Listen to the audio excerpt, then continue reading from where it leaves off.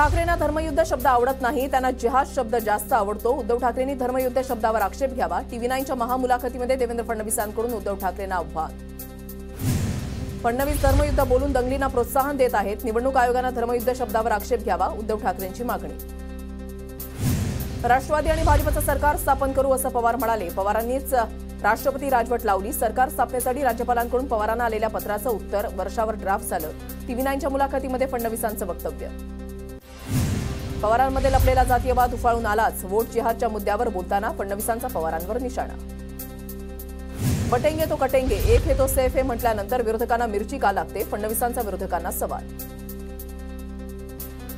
अदानींसाठी मोदींचा एक है तो सेफ हैचा नारा। राहुल गांधींचा पत्रकार परिषदेमध्ये हल्लाबोल, तर पत्रकार परिषदेमध्ये राहुल गांधींनी तिजोरी आणत अदानी मोदींचे फोटो दाखवले।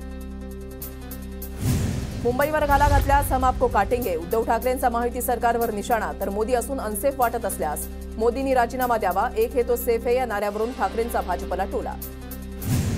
एका दिवसामध्ये कोणीही भगवं होत नाही, गरज पडल्यास अजितदादांनाही भगवं करू। TV9च्या मुलाखतीमध्ये उपमुख्यमंत्री देवेंद्र फडणवीसांचं वक्तव्य।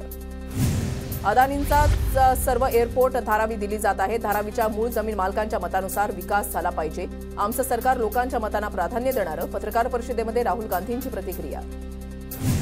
महाराष्ट्र सरकारनं उद्योग बाहेर राज्यामध्ये पाठवले। 5 लाख तरुणांचे रोजगार महाराष्ट्रातून हिरावून घेतले गेले।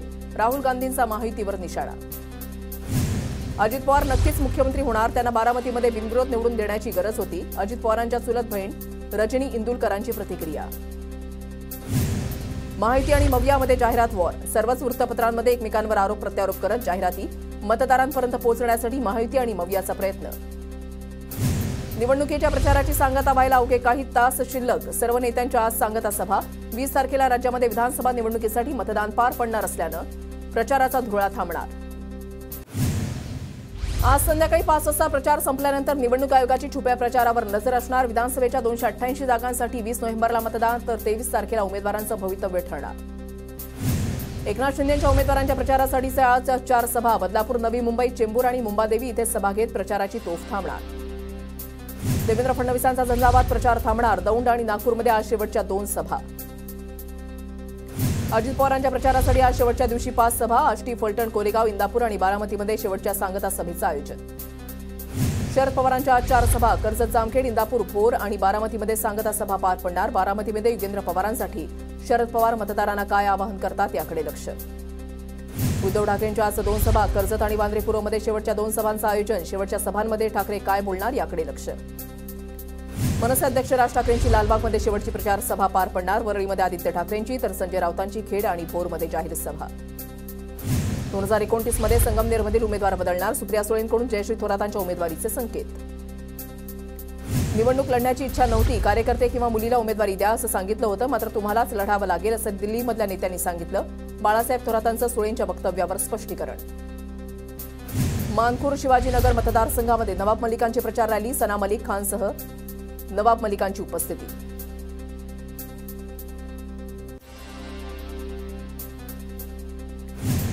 शिंदे गटाचे उमेदवार संजना जाधव यांना भाषणावेळी अश्रू अनावर। लग्नानंतर झालेल्या वेदना सांगताना संजना जाधव भाऊ। कन्नड मतदारसंघात संजना जाधव विरुद्ध पती हर्षवर्धन जाधव रिंगणात। मुंबईतील शिवाजी पार्कमधल्या उद्यानामध्ये अमित ठाकरेंनी आजी आजोबांसाठी गायलं गाणं। ज्येष्ठ नागरिकांसमोर अमित ठाकरेंनी गाणं गायलं। बीडच्या परळीमध्ये राष्ट्रवादी विरुद्ध राष्ट्रवादी संघर्ष पेटला। मतदान प्रक्रियेची संपूर्ण वेबकास्टिंग करण्याची राजेसाहेब देशमुखांची मागणी, तर धनंजय मुंडेंना अधिकाऱ्यांचं पाठबळ, देशमुखांचा आरोप। सोलापूरमध्ये शरद पवार गटाचे बंडखोर उमेदवार धर्मराज काडाती यांच्याकडून पदयात्रा काढत जोरदार शक्तीप्रदर्शन। अपक्ष उमेदवार धर्मराज काडाती यांची मवियाच्या अमर पाटील आणि भाजपच्या सुभाष देशमुख यांच्यामध्ये लढत। पुसद मतदारसंघाचे अजित पवार गटाचे उमेदवार इंद्रनील नाईकांसाठी पत्नी मोहिनी नाईकांचा गावोगावी प्रचार। पहाटेपासूनच प्रचाराला सुरुवात। कराडमधल्या भाजप उमेदवार अतुल भोसलेंच्या प्रचारार्थ गौरवी भोसले मैदानात। रेठरे बुद्रुक गावामध्ये गौरवी भोसलेंची महिला रॅली। अतुल भोसलेंचं जोरदार शक्तीप्रदर्शन। नांदेडच्या नायगाव मतदारसंघात भाजप आमदार राजेश पवारांची सभा। गावकऱ्यांनी उधळून लावली। मराठा आरक्षणासाठी योगदान नसल्याचा गावकऱ्यांचा आरोप। ठाकरे गटाचे खेळ आळंदीचे उमेदवार बाबाजी काळेंचा जोरदार प्रचार। राजगुरुनगर शहरामध्ये कार्यकर्त्यांच्या उपस्थितीमध्ये पदयात्रा। अजित पवार गटाचे उमेदवार दिलीप मोहितेंशी लढत। बडनेरा विधानसभा निवडणुकीमध्ये तुषार भारतीय यांचं शक्तीप्रदर्शन. बडनेरामध्ये रॅलीमध्ये महिलांचा प्रतिसाद. नागपूरच्या उमरेडमध्ये भाजप बंडखोर प्रमोद घरडेंकडून भाजप उमेदवार सुधीर पारवेंवर निशाणा.